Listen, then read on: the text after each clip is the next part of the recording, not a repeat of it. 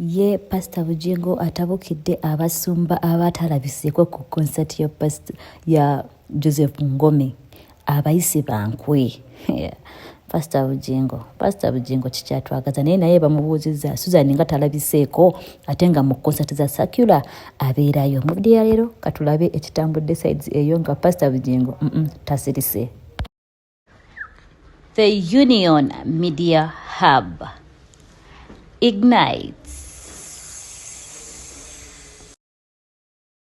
Ononya shades nga za mulembe ngumu ate nga mpangazi. Baby shades 256 bebanno mu shades eza buli kala. Ononya eyewear, ononya frame za maaso, ononya kiki kyononya nga kya maaso kyonna Baby shades 256 bagamba nti bazirina ate munange nga kabeeyi kasamusaamu. Banoonyeko ku TikTok oba ku Instagram obere nga munange okeberakeberamu ng'ononya shades gy'oyagala oba olina gy'oyagala gibasindikire ku namba eziri awo munange babere nga bagikufunira era nga bagikutuusako bulambalamba. Baby shades 256 bagamba nti enhance your look.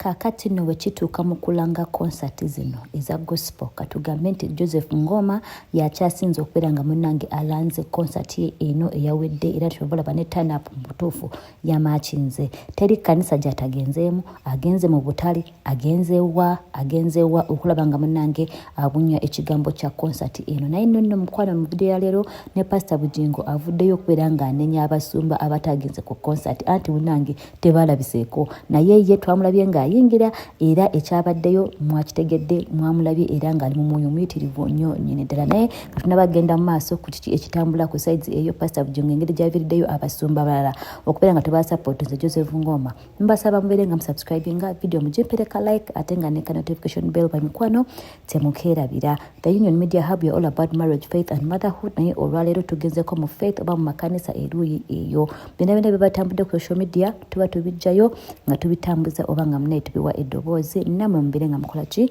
mubitegeera. Kakati no mukwano tusobola kwogera ku weekend ne weerabira okwogera ku Kivulu kya Joseph Ngoome kubanga kyakubidde ddala era gospel music mukwano gwabadde akyamunyooma. Joseph Ngoome yakoze ekintu yakiwanikidde nnyo nyine ddala. Kakati no munange kansooke mbawe Pastor Bujingo ono musooke mulire kyayogedde nange nkomewo tubeere nga mune tuyanja ensonga nga tutegeera kiki kyategeeza wano. Joseph Ngoome talina kanisa mu Kampala ey'abasumba bano be baatuuma mbu banene mwatayimbira saabalabyeyo mutima mubi. Nze nja kibagamba tewali mulala agenda bagamba abo bantu balina emitima emizibu. Ne bw'oba oyimiridde awo agamba abantu mugendeyo. Joseph Ngoome talina kanisa mu Kampala ey'abasumba bano be baatuuma mbu banene mwatayimbira saabalabyeyo mutima mubi. Nze nja kibagamba tewali mulala agenda bagamba abo bantu balina emitima emizibu. Ne bw'oba oyimiridde awo agamba abantu mugendeyo. Kati naawo ye Pastor Bujingo aba akimaze ngwe mumanyi ye Pastor Bujingo teyeerya ntama waba akirabye waba agenda okubeera nga akola ki ng'akyogera oba ng'akikuba. Omunnange nno Pastor Bujingo ye yalabikiddwako mu buntu yaguze tebo era n'abeera nga akola ki ng'ajja mu Kivulu ng'akiikirira. Naye munnange of course abasumba balala tebalabiseeko nga we wabalabe mu kafaananyi we baba bataddewo naye nga mwatwatwalidde ne Pastor Kayanja biki ne kankubadde nga Joseph Ngoome yeesitula bw'atyo n'agenda mu kanisa ezo okubeera nga munnange abasaba support. Kakati nkijja kujjukibwa baana basumba olumu of course tebalabiseeyo naye baba bakoze ki baguze tebo kati nga Pastor Robert Kayanja of course yaguze tebo n'abeera nga akola ki ng'asindikayo of course abantu abamu okubeera nga bakola ki barepresentinga ne kankubadde ye in person teyabaddeyo oba n'abasumba balala bwe batyo bayinza obba nga baguze tebo naye nga tebasobodde kukola ki kubanga beeyimukira okubeera nga batuukayo naye nga tusobola we cannot deny that abantu bawagidde Joseph Ngoome abalokole bawagidde Joseph Ngoome abayimbi Pastor Wilson Bugembe nyini yabaddeyo nga performinga n'olwekyo mwenga abalabi mulowooza kiri kitya nakyo kibadde kibakataka abasumba okubeera nga bajja mu Kivulu kino ne babeerawo mu buntu oba bakoze kye bakoze ne batajja. Well Pastor Bujingo okwogera ebyo naye bamubuuzizza naye social media giggyeko amaanyi jangu mpola webadde nga complaininga bati ne bagamba nga naffe Susan Makula tetwamulabye mu congregation twakulaba wano ku gate ng'oyingirawo eka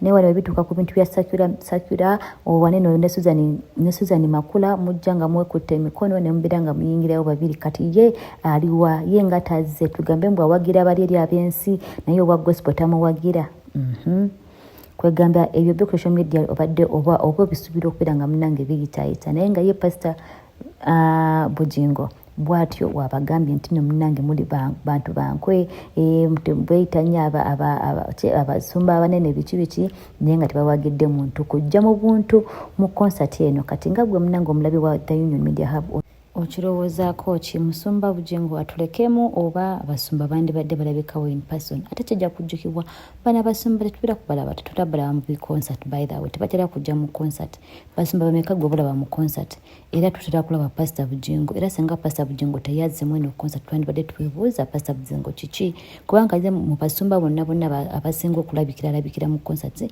abeerawo ye Pastor Bujingo ne Susan we naye abalala abasumba rarely do they come muzino concert ne kankubadde bali akapa supporting abana abayimbi ba gospel mu ngeri endala mu advertising mu kubawa sente ne mu bintu ebirala bibito naye nga mu concert kizibu nnyo okulaba abasumba abalala nga yo bazze kati nga Pastor Kayanja sitera balaba mu concert mpozi nga bino byemalabyeyo comment section mbere nga mugitugamba wansi awo ebyo nno munanga ebitambudde sides eyo naye nga concert ya Joseph Ngoome it made us proud and we are so proud of the gospel fraternity.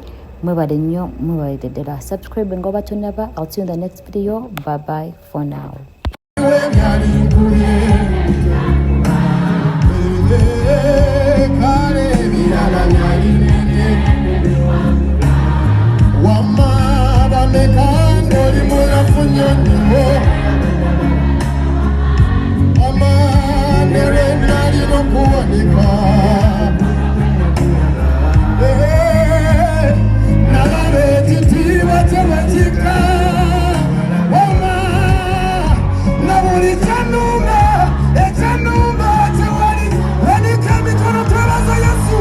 Musizaako nnyo bassebo ne bannyabo nze maama wa Joseph Ngooma neebaza abantu bonna abajja ku mukolo gwe ku konsati ye ku lw'okumeka ku lw'omukaaga nga 11 mwebale nnyo mwebalire ddala mwebale kwagala mwana wange nsaba Omukama abaddizeewo buli omu we yajja era buli omuntu waali akimubalire abooluganda Mukama yeebazibwe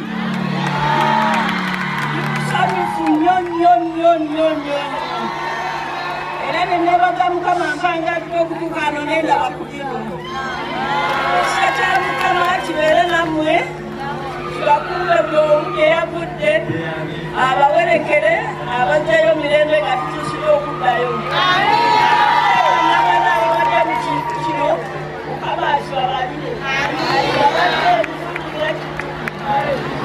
neyanzika nnyo neyanzeege olw'okufundibwa mwe n'okwagala omwana wange